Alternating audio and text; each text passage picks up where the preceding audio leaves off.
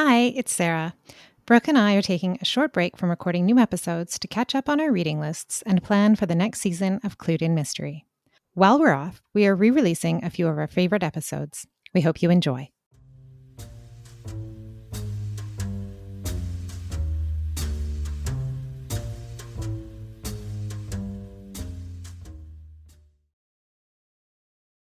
Welcome to Clued in Mystery. I'm Sarah. And I'm Brooke, and we both love mystery. Hi, Brooke.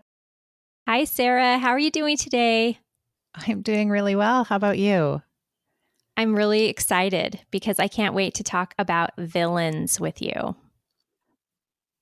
Yes.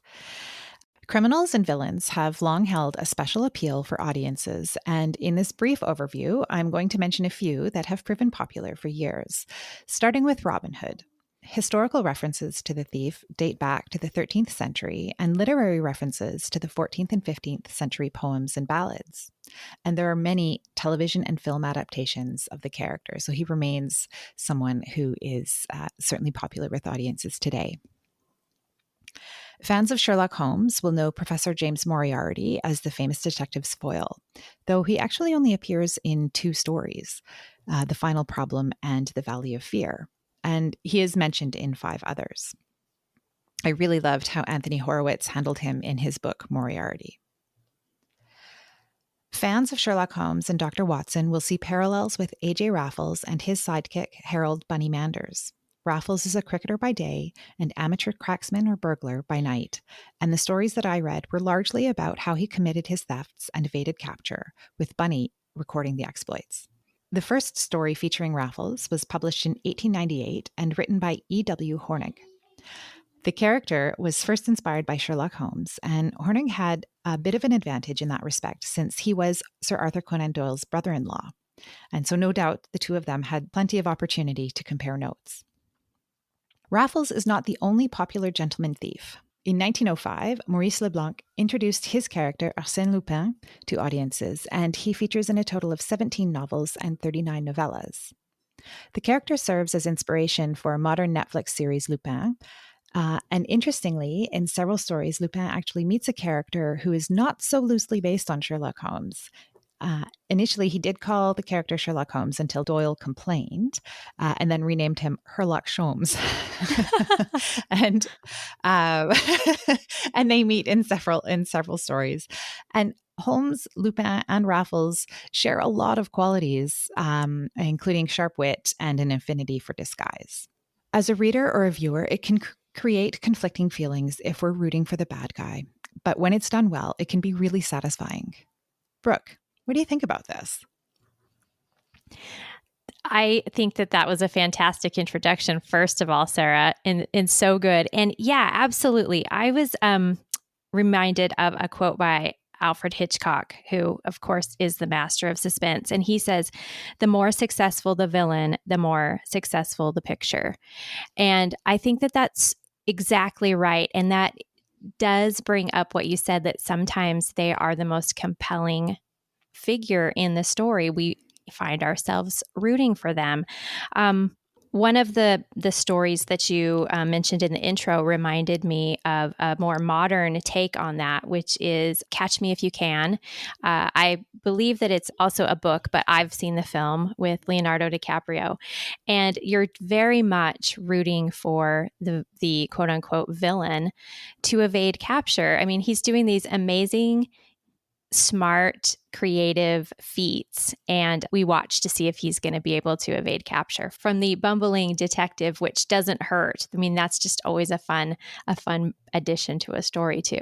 What you're talking about the bumbling detective, it sort of throws the hero detective trope on its ear, right? So if we're going to be rooting for the criminal or the villain, I think the detective almost needs to be someone who's, not as clever as our hero, who's actually the villain. Yeah. And that brings up a really good thing when we put quotes around hero. And I've always been a little confused in my head. Okay, we have the villain and then we have the anti-hero. I poked around in that to clarify for myself what the difference is between those two characters in a story. And so villains are the characters who are motivated by evil or darkness. Their ultimate motivations are not sympathetic. It's pretty hard to get behind these guys. And they are wanting the protagonist's demise, or the opposite of what the protagonist wants. But an anti-hero's motivations, we can get behind them. They're sympathetic to a reader or a viewer, and often because they're working for the greater good. And it's what you referenced, Sarah. It's the Robin Hood scenario. He does some bad things, but it's to help others. So some examples of villains are, so the truly dark guys, we've got Sid from Toy Story. He doesn't have very many redeeming qualities. Darth Vader, Hannibal Lecter, the Grinch. So these guys are just kind of rotten to be rotten. And then anti-heroes, we've got Dexter, Walter White from Breaking Bad, Tom Ripley. Tom Ripley is a bit of a question mark for me, so maybe we can talk about him. But Walter White is a great example of an anti-hero because he does all sorts of really horrible things. You name it on the list of crimes, and he and Jesse probably carry them out. However, from the first episode, we learn that he believes he's dying, and he's got all these intellectual skills, and so he's going to start dealing drugs to hopefully care for his family after he passes away. So you can get behind that as a viewer. You can understand on some level the dire need that he found himself in. So I think that that's the kind of character that is the most fun to root for in a film or in a book, or probably more on the spectrum of the anti-hero. That's a really great distinction, Brooke. And I think I'm with you. I don't think I would put Tom Ripley in the anti-hero. I think he was much more of a villain than that. But if I think about anti-heroes, it's maybe Tony Soprano, maybe Danny Ocean, and Ocean's 11, because you're watching that film and you're really hoping that they get away with robbing this casino. And obviously audiences have enjoyed that franchise because I think there's even another one that was recently announced that they're looking at doing. So I think if as a reader or a viewer you're cheering for someone who in the real world would be considered a criminal, then that's a really effective anti-hero. But then there's some like Tom Ripley it makes you really uncomfortable. Maybe that's how you know that that's a villain. Yeah, absolutely. And I agree. I'm not sure about Tom Ripley on that list. To me, he feels like straight up villain. But another way to make the distinction is to ask yourself, if this character won, if they got what they wanted at the end of this story, what would the outcome be? And many times, if the anti-hero wins, it's still the greater good, even if they had to do some pretty bad things to get there. So yeah, exactly, Sarah. Well, and that's the thing with Dexter, right? Like he has a moral code in terms of who his victims are. But if you look at it, he's a serial killer. Yeah, that was such an interesting and groundbreaking series, right? To have us all rooting for the serial killer. And I think when a villain, and we'll just say villain because overall we know what we mean, the bad guy in the story, when a villain is done well, it really can cause us to ask some of those bigger questions. It really can show us that good and evil and right and wrong aren't black and white. It's shades of gray, because can you say what Dexter was doing was right? or wrong? I mean, these are these deep dinner time conversations you get into with people, and you could argue it forever because there isn't a right answer to that. And so I think it's really cool what a villainous character can bring out in a story. Absolutely. I think about a lot of the examples, perhaps with the exception of Dexter, are nonviolent, right? I think there's this kind of universal appeal of someone who is getting away with either pulling one over on the authorities or on the wealthy, like Robin Hood, or the Ocean's Gang, right? Where are they really harming someone by stealing that money? Yeah, exactly. And those are definitely my favorite. Like, I love a good heist story. I think they're so much fun. And yeah, there's a feeling that like there really isn't a victim here because it's like the big rich casino, or it's the wealthy billionaire who can do without that $100,000, or something that really no one's getting hurt, but you get to see Mm-hmm. the tricky behind the scenes attempt for them to steal this. And I think that another reason that we really like this is sort of the same thing we talked about in the true crime episode, where you get a little hit of adrenaline by watching these people commit crimes, and yet we're rooting for them and we're still at that safe distance. It's fiction. It's just for fun.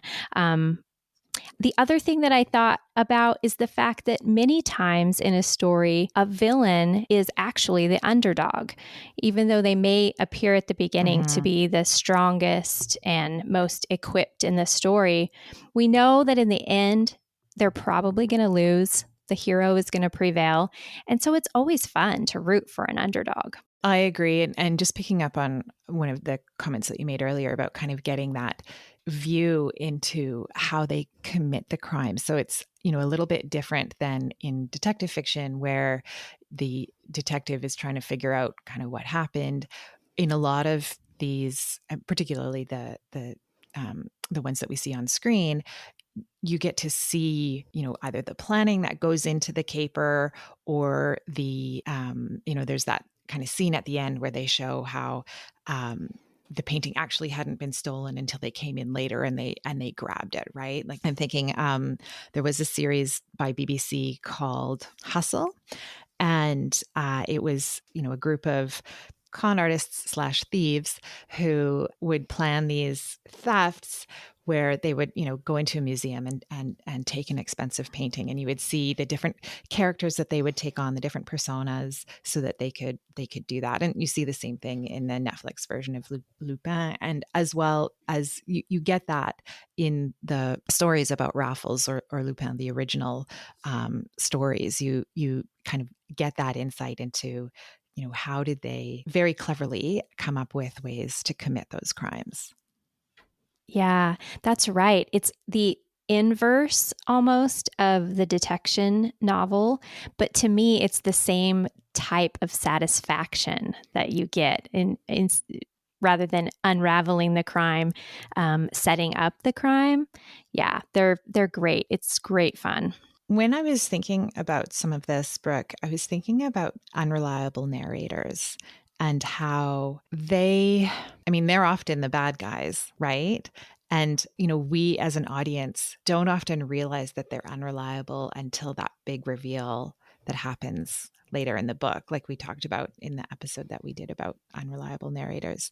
And some of them are, I think, these anti-heroes that we've been talking about. And that kind of, adrenaline rush that you were talking about that you get as a reader or viewer when you realize, oh, they've been bad all along. Mm-hmm.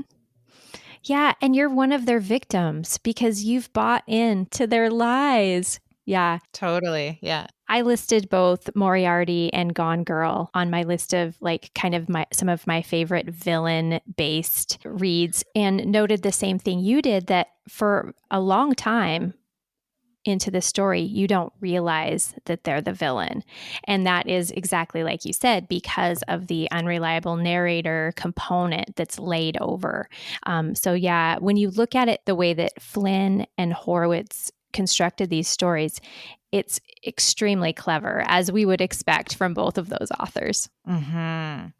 Yeah, I read one recently called Counterfeit by Kristin Chen, where I still think about this book because I think about like, okay, whose story was the true story? It was done really, really well, and it's about counterfeit goods, and it was quite good. I'm writing it down right now because that's a litmus test for me. If you are continuing to think about a book days, weeks, probably even months later, that's one I want to have on my TBR, Sarah. I think one of the things that happens with the antihero is the way that they're portrayed as being misunderstood, right? And there's an element of that in some children's books that that I've encountered, where the character that we traditionally think of as being a bad guy is portrayed as just being misunderstood. I mean, there's a whole series called The Bad Guys, where this is the part of the original premise of the books, is that, you know, these characters that are traditionally considered bad are actually out to do good things. And I think that's really interesting, the kind of playing with that, even at an early reader level. Yeah, yeah. And that takes us back to that anti-hero, right? But it also, I think, is a very important part of creating any villain because they need a backstory.